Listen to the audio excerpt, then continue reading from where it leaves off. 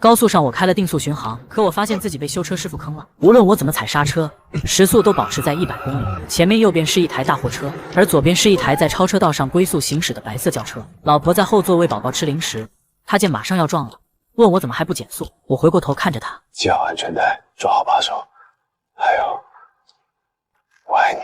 随着我拼命按喇叭，老婆已经预料发生了什么事，前面的车子依然在龟速行驶，看它的时速大概只有70多。我愤怒吼道：“轰破了在超车道上龟速行驶的车！”然而我手上的喇叭却不敢停，而那白色轿车也总算微微提高了速度。可我还没来得及松口气，恐怖的事情发生了。白色轿车的刹车灯忽然亮，它前面明明没有障碍物，可它却嫌我按了门铃，故意刹车来吓我。可问题是，我根本没法刹车。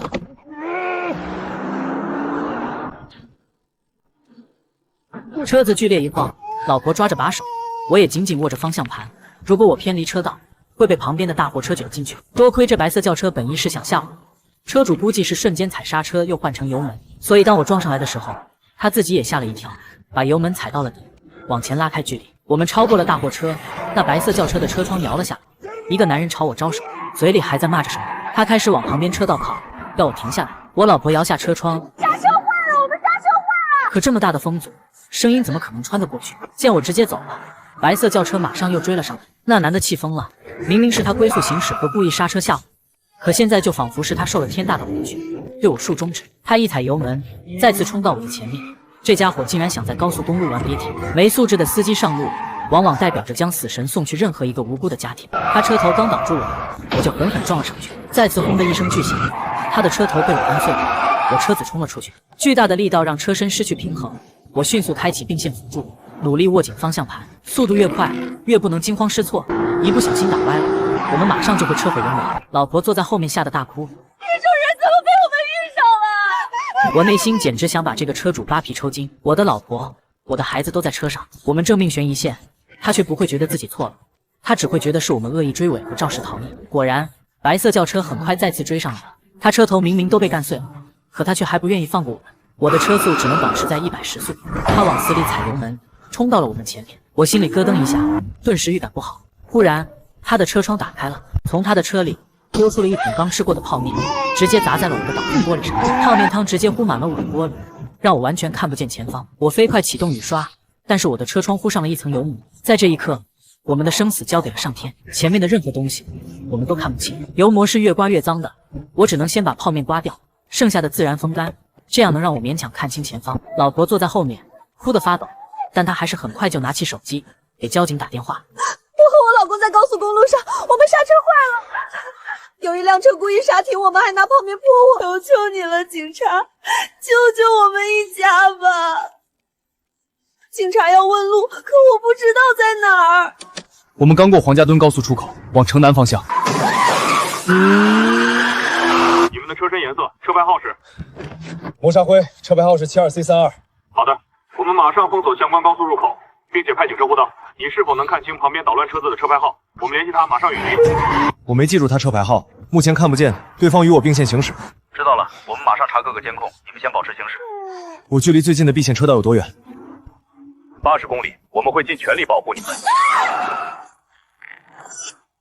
80公里，几乎贯穿了2座城市的距离。白色轿车还在和我并线行驶，车主一直在对我大骂，我听不见他在骂什么，但我知道一定很难听。最重要的是，前面已经开始出现应急车道，这个时候我要是能变道去应急车道，会大大增加我们一家人的活命机会。问题就是这台白车，它用同样的时速挡在右边，让我根本就没法变道去应急车道。老婆坐在后面，她擦去眼泪。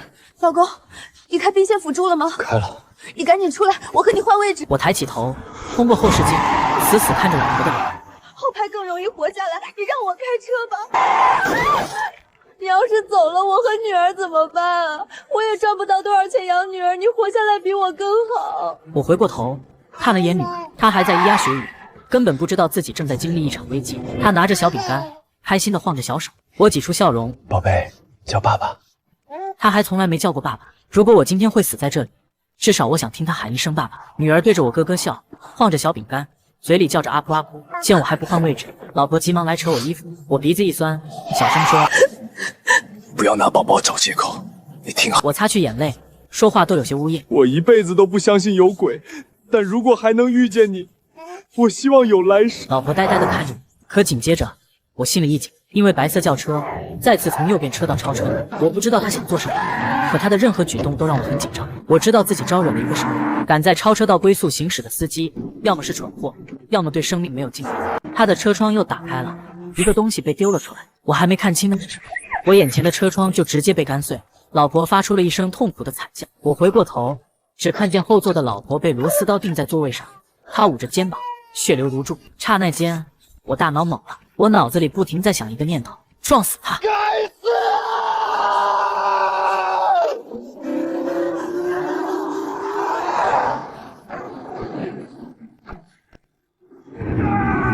原本笑盈盈的女人吓得哇哇大哭，我看向她，才发现一个玻璃碎片刺穿了她的小脸，让那小脸鲜血淋漓。老婆痛得要命，她脸色苍白，可一看见女儿受伤，她挣扎着抓住螺丝刀，用力一扯，宝宝脸被刮破了，有玻璃刺进肉里，我不敢乱动。我看着后视镜这一幕，我心如刀绞。就在刚才，我老婆在后座给我剥葡萄，我的女儿拿着小饼干，开心的啊噗啊噗。可是现在，他们一个被贯穿肩膀，一个满脸鲜血。我告诉自己，要是我能活下来，我一定要宰了那个白车司机。右边的挡风玻璃已经被干碎，随着我的车速，时不时就有玻璃碴子被吹起来。我开着车，满心都是恐惧和憎恨。我曾经看过新闻，有熊孩子往高速公路丢石头，不止把挡风玻璃干碎，还让车上的人脑袋直接炸开，当场死亡。就在今天，我的家人也离这种恐怖的死亡如此接近，再歪一点点，那根螺丝刀就会刺进我老婆的脑袋或是心脏。如果车上只有我一人，我一定要撞死他。可现在我必须冷静下来，无论我的心多痛，我都要强行用理智压下去，保护家人的安全。正在这时，前方的白车忽然再次对我竖起中指，刹那间，我忽然有了一个大胆可行的方法。白色轿车总是喜欢跑到我前面丢东西，那我是不是可以直接跟在他的车子后面，让他来替我开道？如果前面有障碍物，他肯定会先替我避开。如果他要踩刹车，那大不了就撞上他的车屁股，利用他的刹车和车重，强行让我停下来。也就是说，如果他要下高速，我跟在他后面的话，当他减速的那一刻，我就可以追尾他，把他往山崖下撞，保证我的安全。到时候有他给我当缓冲带，这也是能让我一家人活下来的办法。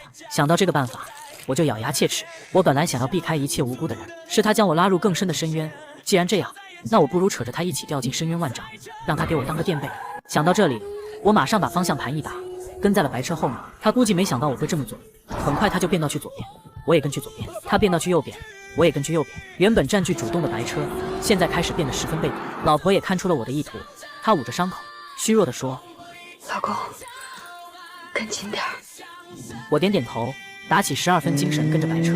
他似乎变得老实了，安安稳稳往前开。可是突然变故发生了，白车忽然猛地往左边一变，那速度之快，让他自己都差点碰上护栏。多亏我本能把白车当挡箭牌，在他变道的时候，我也紧急变道。这时候我才发现，前面的道路上竟然有个大箱子，估计是某辆货车掉在路上。这白车依然想害死我，他故意到这么近的地方才变道，就是希望我撞上去，来一场车祸。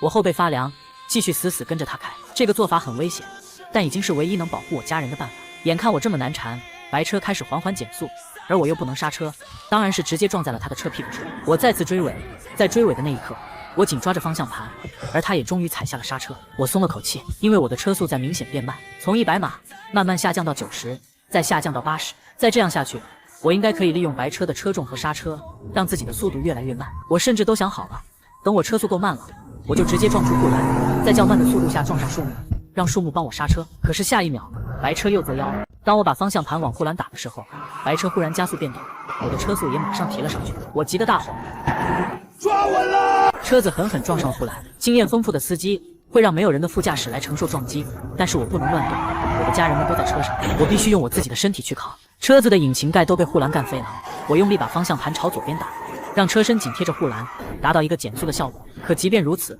我们撞上树木的时候，那车速也将近有50公里。轰的一声巨响，我努力把身体往后压，可在撞车的巨大惯性下，我还是克制不住身体前扑，安全气囊弹了出来，狠狠撞在了我的胸口，让我眼前一黑，差点喘不过气。我尝试大口大口的喘气，可胸口里面好像有什么东西堵住了，让我心悸，让我头昏，让我眼前发黑。我艰难的回头，想看看老婆孩子的情况。我老婆已经陷入了昏迷，而女儿还躺在安全座椅里，整张小脸都是血，对着我哇哇大哭。我从未看过这么揪心的一幕。我艰难的想解开安全带，但是刚才撞上的车速太快了，我的车损坏很严重，我的腿被死死卡住。最重要的是，那白车也在前方停下来了。白车司机下了车，他翻过栏杆，朝着我们走了过来。他不是第一时间过来救援，而是先拿出手机对着我们拍摄。他来到车窗旁，把摄像头对着我说：“看，就这个傻逼，在高速公路上乱开车，追尾了老子还想跑，现在被老子干服了。”果然，在他的眼里，他觉得我才是那个恶人。我把车窗摇了下来，可我还没说话，他就抓住了我的头发，狠狠地摇晃起来。你继续狂啊！你不是喜欢乱按喇叭吗？你不是喜欢肇事逃逸吗？今天你碰上了我，那老子告诉你，我从来不会惯着你们这些垃圾。我根本没法说话，因为他拿着手机一次又一次往我的嘴上砸。他一边砸一边怒骂：老子让你追尾，老子让你逃逸，老子让你按喇叭催人。我难受的吐了一大口鲜血。他这时候才注意到我老婆孩子在后面，他冷声说：原来全家人都在啊！你乱开车的时候，你家里人有没有劝你别作死？现在一家人整整齐齐了。他伸了个懒腰，依然没打算救我们，而是走到旁边的石头坐下，淡淡的说：行了，你等着赔钱吧。我又往旁边呸了一口血，虚弱的说：我刹车早就坏了，我按喇叭不是催你，是怕撞着你，可你不避开，你还踩刹车吓我啊！对对对，他漫不经心的说：你刹车早不坏，晚不坏，刚好在追尾我的时候坏。我知道我说什么都没用了，他只会觉得我在撒谎，认为我在骗他。当别人铁了心要找事的时候，任何正当的理由都会变成借口。现在的我只在乎后座老婆孩子的安危，因为我注意到车子已经开始冒烟了，我很担心车会着火。我使劲把腿往外拔，但是操控台把我的腿卡得好紧。我腿没事，问题是我拔不出来。我尝试把座椅往后调整，问题是我身后有个安全座椅，正好挡住了我的椅子。如果我再往后调整，就是压在了女儿的身上。那白车司机见我还在挣扎，他哈哈大笑：看你现在什么德行，一开始你为什么要狂呢？我怒吼：你能不能先叫救护车？我老婆孩子在车上啊！他耸了耸肩，很无辜地说：死了就死了呗，那是你老婆孩子，又不是我老婆孩子。他又拿出手机对着我拍摄，嘴里还说：看看这垃圾的车开始烧起来了，等下全家人都烧死了，这就是乱开车的报应。我心急如焚，再这样下去，我的家人们真要死在这里了。就在这时，老婆忽然动了一下，她迷迷糊糊看着我，虚弱地说：老公。我听见她在喊，我激动地说：老婆，车要着火了，你先抱女儿下去。她挣扎着坐起来，因为右边肩膀被螺丝刀贯穿过，现在的她只能用左手去解女儿的安全带。她好不容易解开之后，着急地问我：你怎么还不出来啊？我卡住了，你先带女儿出去。老婆不敢在这个时候怠慢，她单手抱起女儿，用力拧开车门，总算是下车了。她下去后哭着和我说：老公，你也下来。车头已经燃起了火焰，我使劲用力，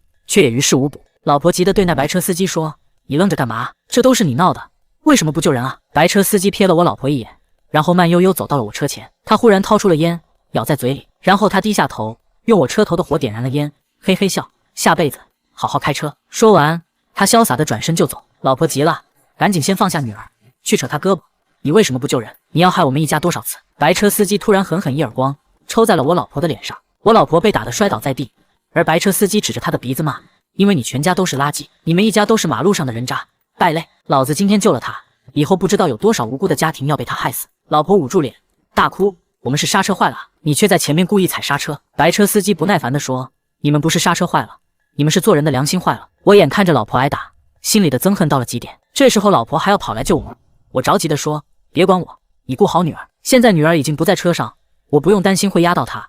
我坚持着把座椅往后压，安全座椅和驾驶座椅互相碾压破损，逐渐给我的腿部留出空间。那白车司机还觉得不解气，他突然抬起腿，狠狠踹在了我老婆的脸上，怒吼：你们一开始不死命按喇叭，不就没这么多事了吗？老子最烦别人喇叭按个不停。此时此刻，我的腿终于可以动了，车子也燃起了熊熊火焰，我感觉烫得厉害，好不容易才逃了出来。那白车司机看我这么狼狈，他哈哈大笑：乐死我了，畜生东西，以后还敢不敢乱开车了？我喘着气走向白车司机，他得意洋洋地说：我可告诉你，等会儿警察就来了，你涉及肇事逃逸，你等着玩玩吧，我会好好告诉警察你都干了些什么事儿。我没有理他，而是蹲下身查看起了女儿的情况。女儿眼泪汪汪，满脸是血，可她现在没有哭了，看着我走来，她忽然对我伸出了2只小手，要我抱抱安慰。这个画面对我来说比哭还要痛彻心扉。这个时候，一台路过的车停到了我们身边，那司机问我们：没事吧？要不要帮忙？我感激地说：麻烦你把我老婆孩子送去医院。对方连忙表示没问题。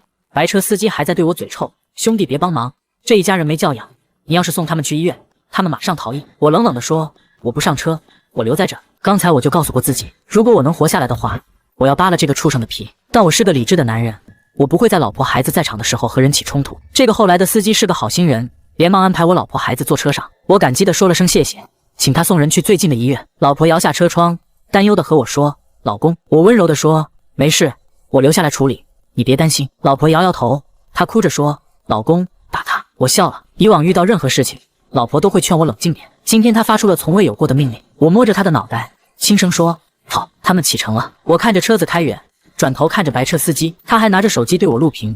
听到了吧？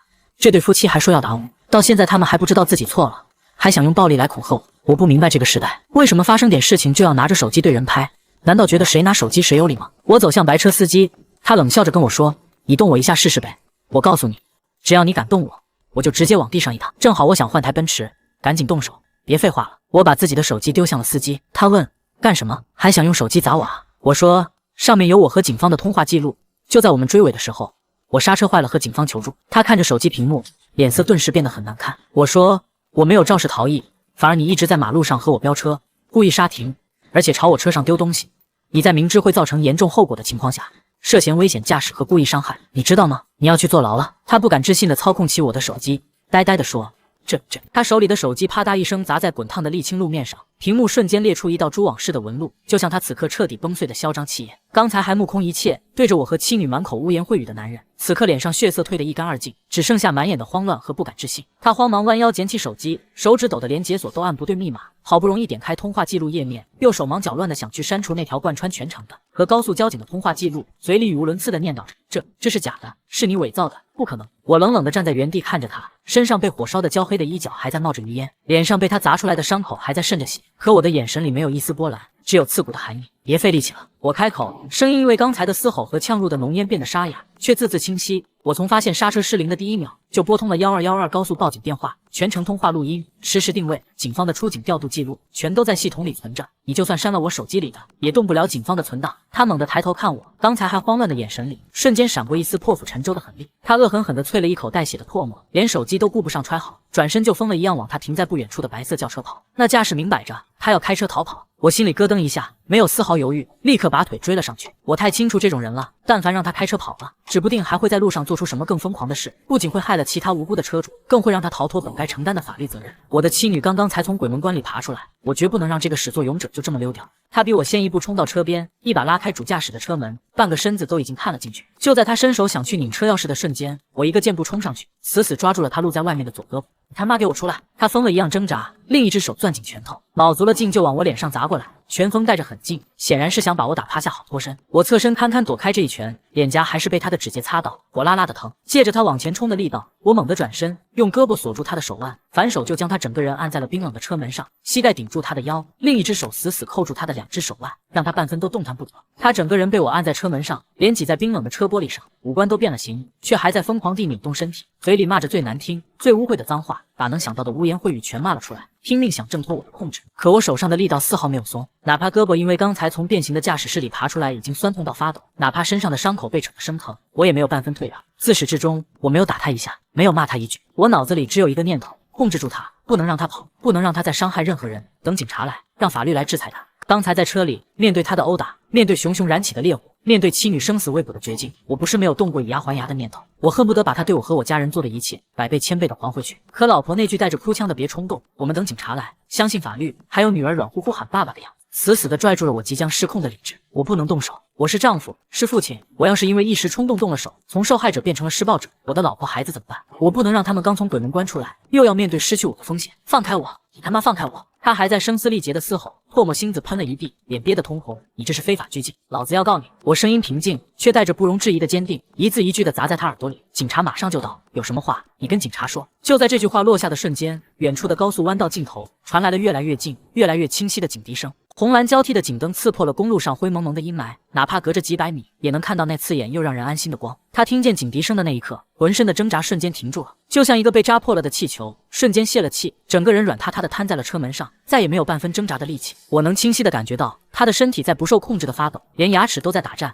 刚才那股天不怕地不怕的嚣张气焰，此刻荡然无存，只剩下彻头彻尾的恐惧。我松开了扣着他手腕的手，后退了2步，靠在旁边冰冷的高速护栏上，深深吸了一口带着烟火气和汽油味的空气，又缓缓吐出来。直到这一刻，我紧绷到极致的神经才终于有了一丝松懈，浑身的伤口后知后觉地传来剧痛，2条腿也因为刚才的极限拉扯，软得几乎站不住。就在这时，口袋里的手机响了，屏幕上跳动着“老婆”2个字。我连忙手忙脚乱地掏出手机，指尖因为发抖，好几次都没划开接听键，好不容易接通，我把手机贴在耳边，声音不自觉地放柔，连语气都带着小心翼翼的试探：“喂，老公，我们到医院了。”电话那头传来老婆的声音，还是带着没散去的哭腔，却比刚才在高速上安稳了太多。背景里能听到医院淡淡的叫号声和消毒水味似的安静。医生给我做了全套检查，螺丝刀虽然穿了肩膀，但是没伤到神经和骨头，也没伤到大血管，清创缝合就好，不会留后遗症的。我的心瞬间提了起来，连忙追问：“女儿呢？我们女儿怎么样？”女儿也做了全面检查，身上没有外伤，就是受了太大的惊吓，一直攥着我的手不肯放，现在好多了。老婆的声音软了下来，轻声哄了2句，然后电话那头安静了几秒，紧接着一道稚嫩软糯还带着点哭腔的声音怯生生地透过听筒传了过来：“爸爸。”就那一声简简单单的爸爸，像一道滚烫的暖流，瞬间冲散了我浑身的戾气、后怕和紧绷了几个小时的神经。我靠着冰冷的护栏，看着眼前还在冒着黑烟的事故车，看着不远处瘫在车门上抖成一团的白车司机，眼泪终于忍不住大颗大颗地落了下来。刚才他抓着我的头发，用手机狠狠砸我的嘴，我没哭。车子燃起熊熊烈火，我被卡在驾驶室里动弹不得，以为要和妻女一起死在这里。我没哭，看着老婆被他一巴掌扇倒在地，被他抬脚踹在脸上，我恨得目眦欲裂，也没掉一滴泪。可听见女儿这一声带着惬意的爸爸，我再也绷不住了，像个孩子一样靠着护栏，任由眼泪混着脸上的血污和灰尘往下掉。我哑着嗓子对着电话那头用尽全身力气应了一声：“哎，爸爸在呢，宝宝不怕，爸爸在。”警察已经到了，我这边都处理好了，等做完笔录，我就立刻去医院看你们。我擦了一把脸上的眼泪，努力让自己的声音听起来平稳一点。你没跟他动手吧？老婆立刻紧张了起来，不放心的追问，语气里全是担忧。老公，你答应我的，千万别冲动，好不好？我们不能拿自己的人生赌气。没有，我听你的，没动手。我轻声说，看着不远处的白车司机，语气无比坚定，我就把他控制住了，没碰他一根手指头。等警察来处理，你放心。老婆在电话那头长长的松了一口气，带着哭腔说，那就好。老公，你注意安全，我和女儿在医院等你。挂断电话的那一刻，2辆闪着警灯的警车，还有跟在后面的消防车、救护车，齐刷刷地停在了我们面前。车门打开，几名身着制服的警察快步走了下来。看到现场狼藉的景象，烧得只剩框架的事故车，满地的玻璃碎片和杂物，被按在车门上满脸狼狈的白车司机，还有浑身是伤站在一旁的我，脸色瞬间严肃了起来。2名警察立刻上前，一左一右控制住了还瘫在车门上的白车司机。他一见到警察，就像见到了救星一样，立刻哭喊起来，嗓子都喊劈了：“警察同志，救命啊！他打我，他非法拘禁我，他还想杀了我！你们快抓他！”他一边喊，一边挣扎着把脸上的灰蹭得更乱，想营造出自己被打的惨状，眼泪鼻涕流了一脸，和刚才那个嚣张跋扈的样子判若两人。我摊开双手站在原地，语气平静地对带队的警察说：“警察同志，全程我没有主动动手打他一下，只是在他试图开车逃跑的时候制止了他。我的行车记录仪和你们指挥中心的全程通话录音都可以完整作证。另外，他刚才对我和我车内的妻女实施殴打、辱骂、见死不救的全过程都被他自己举着手机录下来，手机就在他身上。”带队的警察点了点头，眼神锐利地扫了白车司机一眼，立刻安排警员分工，一组人控制住嫌疑人，扣押他的手机和车辆；一组人开展现场勘查，固定路面痕迹，寻找他之前抛洒的螺丝刀、泡面桶等物证；还有一组人调取了我和他2车的行车记录仪内存卡。不到20分钟，勘查的警员就过来汇报，在我车后方200多米的高速路面上，找到了那把贯穿了我老婆肩膀的螺丝刀，还有被他扔出去的泡面桶、矿泉水瓶，上面的指纹和DNA都可以和嫌疑人比对。而调取的行车记录仪里，完整记录了他在超车道低速龟速行驶，多次恶意别车、紧急刹停、朝我车抛物，事后对我和家人施暴、见死不救的全过程，铁证如山。做完现场笔录，我坐上警车去了高速交警大队，配合做了完整的调查询问。给我做笔录的警察看着我脸上的伤，给我倒了一杯热水，还拿了碘伏和棉签，让我先处理一下伤口。他叹了口气，跟我说：“兄弟，你也是命大。我们接到你的报警电话后，第一时间就关闭了前方高速的所有入口，在2公里外的出口设了拦截点，安排了警车、消防车和救护车沿途护航，就怕你出意外。没想到中途会发生这种事，也没想到这个人会这么无法无天。”他顿了顿，又补充道：“我们查了他的底，这不是他第一次这么干了，之前就有3次高速恶意别车、故意刹停的违章记录，还有好几次车主报警，都因为证据不足没法定性。这次算是栽了。幸亏你全程都留了证据，也保持了理智，没跟他硬碰硬，不然后果不堪设想。后续的所有事情都在法律的框架内，一步步稳步推进。我老婆和女儿在医院观察了3天，确认没有任何问题，就平安出院了。老婆肩膀的伤口恢复得很好，每天我都会给她热敷、换药。医生说只要好好养护，不会留下任何后遗症。女儿一开始晚上总会做噩梦，睡着就哭着喊爸爸。我就抱着她坐在床边哄她一整夜。慢慢的，